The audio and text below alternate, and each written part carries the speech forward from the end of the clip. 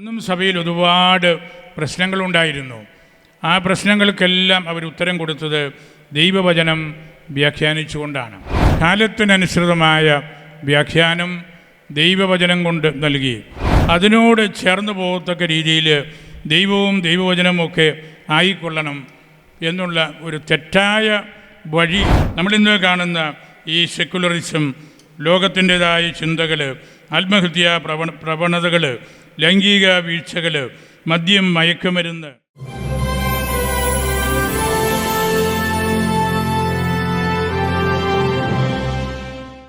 To be a Christian is to be a traveller. അവിടെയാണ് കുടക്കച്ചറ ബഹുമാനപ്പെട്ട അന്തോണി കത്തനാരുടെ മഹത്വം നമ്മൾ കാണുന്നത്.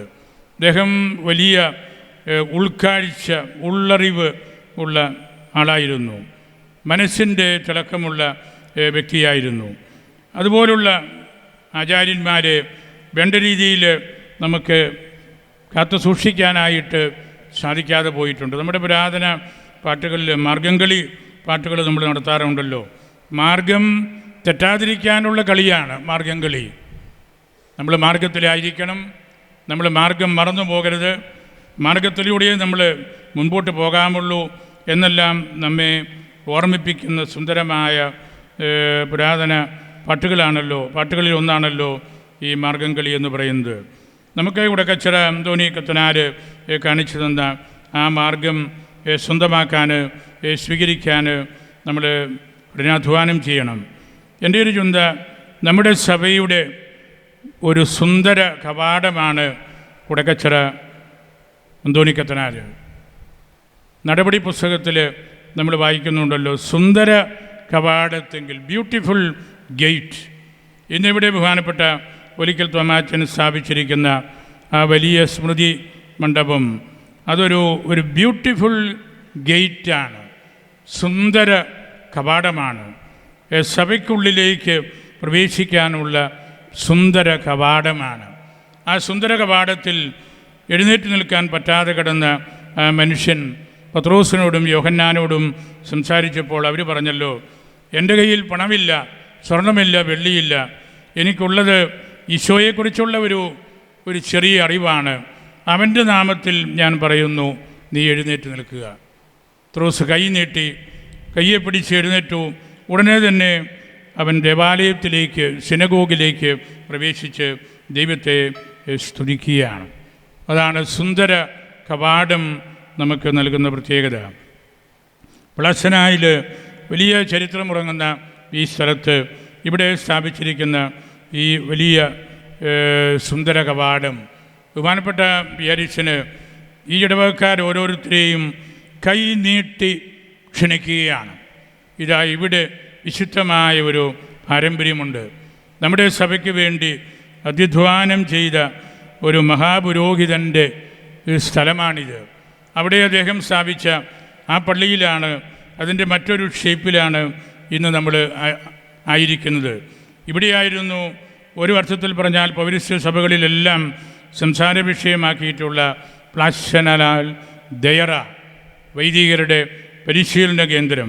എങ്ങനെയാണ് ഒരു നല്ല അച്ഛനെ, ഒരു ദയറാക്കാരനെ, ഒരു ശ്രേഷ്ഠ സ്വഭാവമുള്ള പുരോഹിതനെ നമ്മൾ രൂപീകരിക്കേണ്ടത് എന്നതിനെല്ലാം ചരിത്രം കുറിച്ച സ്ഥലമാണിത്.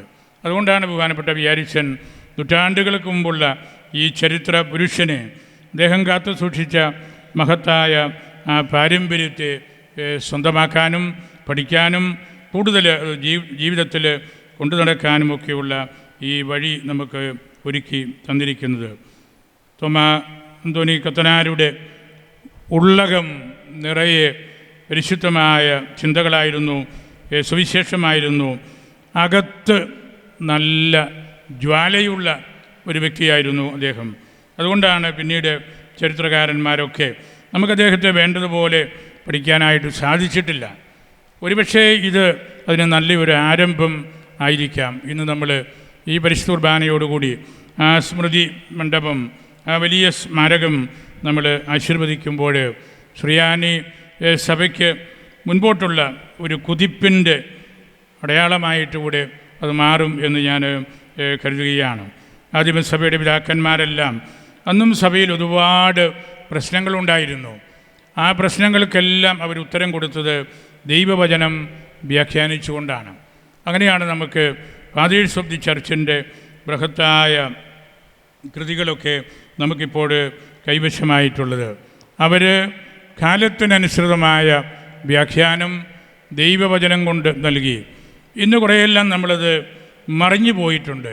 നമ്മൾ ഇന്ന് കാണുന്ന ഈ കാലത്തിൽ കാണുന്ന വിഷയങ്ങളൊക്കെ എടുത്തുകൊണ്ട് അതിനോട് ചേർന്ന് പോകത്തക്ക രീതിയിൽ ദൈവവും ദൈവവചനവും ഒക്കെ ആയിക്കൊള്ളണം എന്നുള്ള ഒരു തെറ്റായ വഴി പലപ്പോഴും നമ്മൾ സ്വീകരിക്കുന്നുണ്ട്.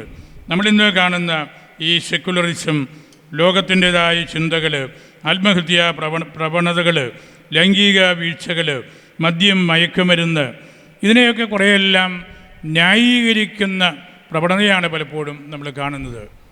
ആദിമ സഭയിൽ ഏത് പ്രതിസന്ധിയെയും ദൈവവചനം കൊണ്ട് ഉത്തരം കൊടുക്കാനായിട്ട് ആ പിതാക്കന്മാർ പരിശ്രമിച്ചെങ്കിൽ നമ്മളവിടെ നിന്ന് കുറേയെല്ലാം മാറി ഓടുന്നവരാണ്, മാർഗം വിട്ട് പോകുന്നവരാണ്. അഗസ്തീനോസ് ഒരിക്കൽ പറഞ്ഞല്ലോ, കൂരത്ത് ബേനെ, നിങ്ങൾ നന്നായിട്ട് ഓടുന്നുണ്ട്, സേത് എക്സ്ട്രാ വിയാം, പക്ഷേ ട്രാക്ക് തെറ്റിയാണ് ഓടുന്നത്. എല്ലാവരും വലിയ ഓട്ടത്തിലാണ്, ട്രാക്ക് തെറ്റിയാണ് ഓടുന്നത്. അഗസ്തീനോസ് 3-ാം നൂറ്റാണ്ടിൻ്റെ അവസാനം പറഞ്ഞ ആ കാര്യം നമ്മൾ വിട്ടുകളയരുത്.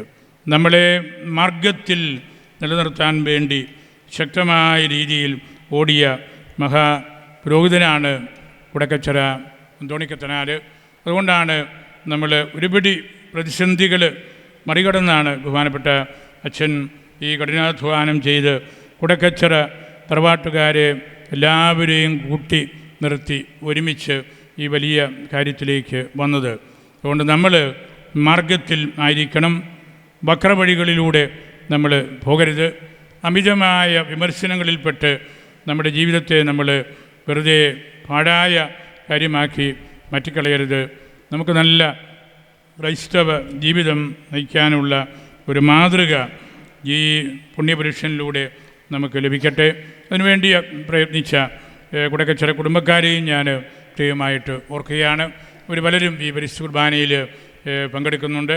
അങ്ങനെ വലിയൊരു കൂട്ടായ്മ, ആ തറവാടിൻ്റെ മഹത്വം ഞാൻ സൂചിപ്പിച്ചതുപോലെ നമ്മുടെ സഭയുടെ ഒരു സുന്ദര കവാടമായിട്ട് ഈ സ്മൃതി മണ്ഡപം എക്കാലവും ശോഭിക്കട്ടെ.